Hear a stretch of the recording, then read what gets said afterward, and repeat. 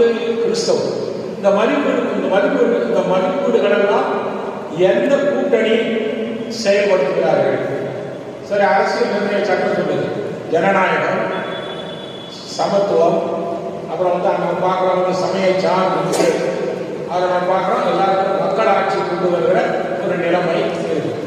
இப்போ இந்த கூட்டணியை நீங்கள் ஆய்வு செய்தீங்கன்னா பாஜக ஜனநாயகத்துக்கு எதிராக வந்து ஜனநாயகம் கிடையாது.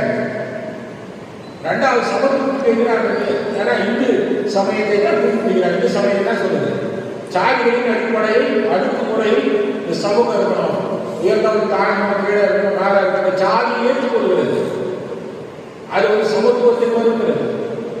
அது வந்து நீங்க பார்க்க அப்படி நம்ம பார்க்கும்போது கிறிஸ்துவ கொள்கையும் அல்லது இந்த அரசியல் நிர்ணய சட்டத்தினுடைய அளிக்கிற மதிப்பீடுகளையும் நாம் பார்த்தோம்னா பாஜக அதனுடைய கூட்டணிகளில் அதனுடைய கொள்கை அடிப்படையில் பார்த்தா இவர்கள் அரசியல் அமைப்பு சட்டத்தில் கொடுக்கிற ஜனநாயகம், சமய சார்பின்மை, சமத்துவம், சோசியலிசம், டெமோக்ரஸி, ரிபப்ளிக் அதற்கும் எதிராக கிறிஸ்துவத்திற்கும் எதிராக போனோம்னா பாஜக கூட்டணி.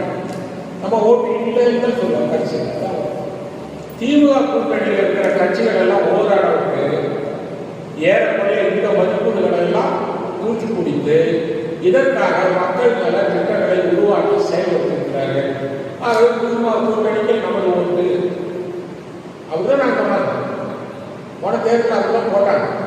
ஆனால் திமுக வந்து கிறிஸ்துவர்களுக்கு என்ன செஞ்சு கேட்கிறாங்க. அதை விட என்ன பண்ணா கிறிஸ்துவ உயிரோட வாழ்றாங்க. அதே பெருசு.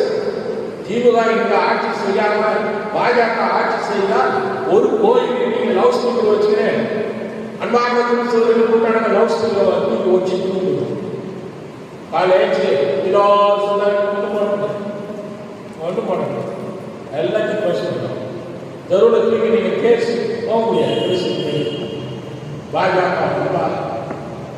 ஒண்ணுமே செய்யுது, பப்ளிக்கா ஒண்ணுமே செய்யுது.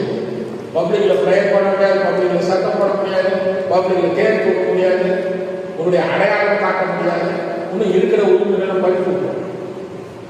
நம்ம கிறிஸ்தவர்களுக்கு அப்படியே கூறி கொடுக்கணும்னா கூட திமுக கூட்டணி, திமுக காங்கிரஸ், பிசிக இப்ப இருக்கிற இந்த கூட்டணி கிறிஸ்துவ மதிப்பீடுகளை ஓரளவுக்கு கடைபிடிக்கிறாங்க, மதிக்கிறாங்க, பாதுகாக்கிறாங்க.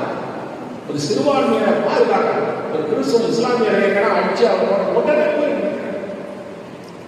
ஆக வந்து அப்படிதான் வந்து வரும் சட்டசபை. ஆனால் நீங்க என்ன கட்சியில் இருக்கீங்க எனக்கு தெரியாது. அதிமுக இருக்கிற போது பர்சனலா பார்த்தீங்கன்னா